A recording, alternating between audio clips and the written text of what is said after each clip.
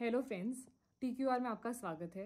TQR is tax queries and replies, जहाँ पे आप क्वेश्चन पूछोगे आपके लैंग्वेज में और हम आंसर करेंगे आप ही के लैंग्वेज में। मेरा नाम इशिता दोषी है एंड मैं एक चार्टर्ड अकाउंटेंट हूँ बाय प्रोफेशन। तो हमारे पास आज का जो क्वेश्चन आया है वो ये है कि एक इंडिविजुअल है जिनकी सैलरी इनकम है approximately 1 lakh rupees monthly and जिनके नाम पे फिक्स डिपॉजिट है 40 लाख्स के, जिसपे वो एक अप्रॉक्सीमेटली 2.5 लाख्स इंटरेस्ट अर्न करते हैं।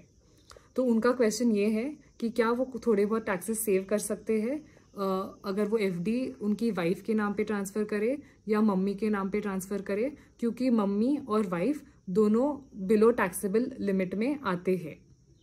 मैंने कहा saving of taxes, saving is legal, tax चोरी इलीगल है।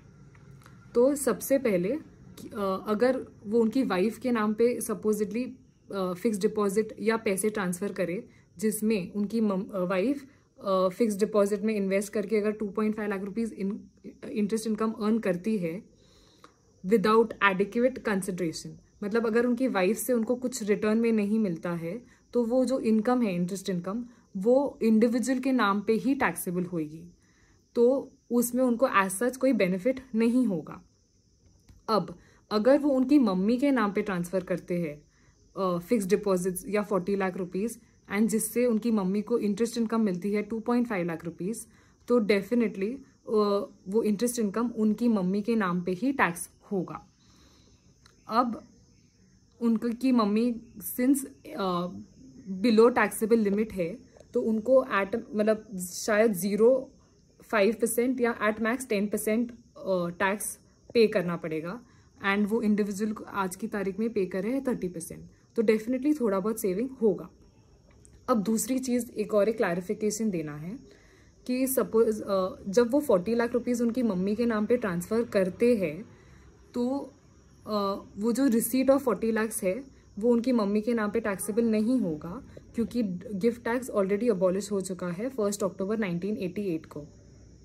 अब एंड ऑल्सो जो गिफ्ट उन्होंने उनकी मम्मी को दिया है वो इनकम टैक्स में लाइक विद इन रिलेटिव के डेफिनेशन में आता है, इसीलिए वो वैसे भी टैक्सेबल नहीं होगा। तो जो 2.5 लाख की इनकम है वो डेफिनेटली उस पर लाइक मम्मी के नाम पे ट्रांसफ़र करके मम्मी टैक्स पे कर सकती है। अब ऑल्सो आपकी कंसल्टेंट से बात कीजिए, क्योंकि हमारे पास आपकी सब इन्फॉर्मेशन नहीं होगी, ऐसा भी पॉसिबल है। एंड मे बी आज जो ये वीडियो रिकॉर्ड हो रहा है एंड जब आप ये क्वेरी देख रहे हैं तो चेंज इन लॉ भी हो सकता है, इसलिए हमारा सिंसियर रिकमेंडेशन है कि आप एक टैक्स कंसल्टेंट से फिर भी रेफर करें। ऑल्सो हम आप सबकी और भी क्वेरीज इनवाइट करने की ये इच्छा रखेंगे। आपके जो भी सिंपल डाउट्स है या ये है हमको ज़रूर पूछिए, हम डेफिनेटली आपको आंसर करेंगे आप ही की लैंग्वेज में।